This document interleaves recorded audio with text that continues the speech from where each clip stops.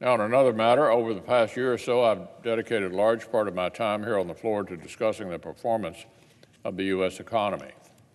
And at no point have I struggled to find things to say.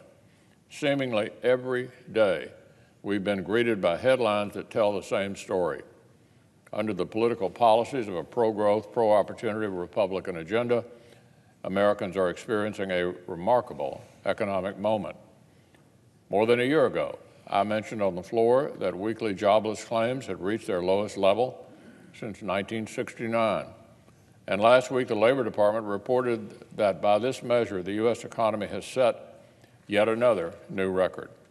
What was already a nearly 49-year low has now dipped further to a nearly 50-year low.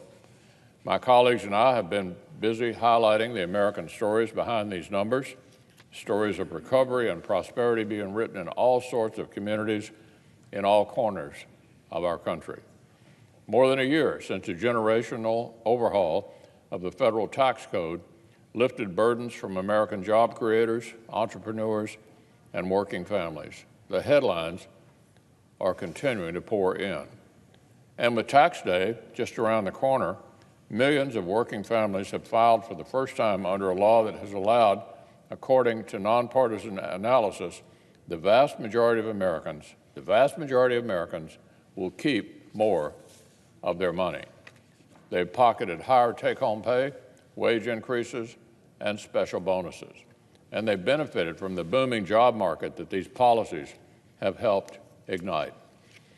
But old habits die hard, and the Washington Democrats who were content to watch as the Obama era piled up 75% of new jobs and 90% of population growth to the biggest metropolitan areas are back to their same old tricks.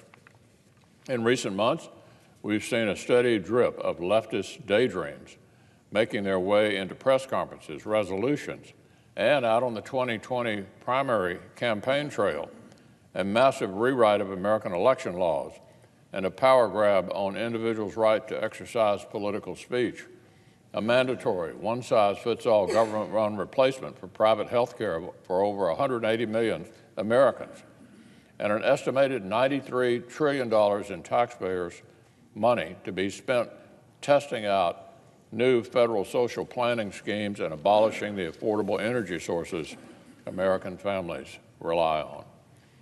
Madam President, Tax Day seems like an especially fitting day to tell Washington Democrats, no thanks, no thanks. The Kentuckians I represent will prefer to keep more of their own hard-earned money. They prefer to make their own decisions about their own families instead of ceding more power to bureaucrats.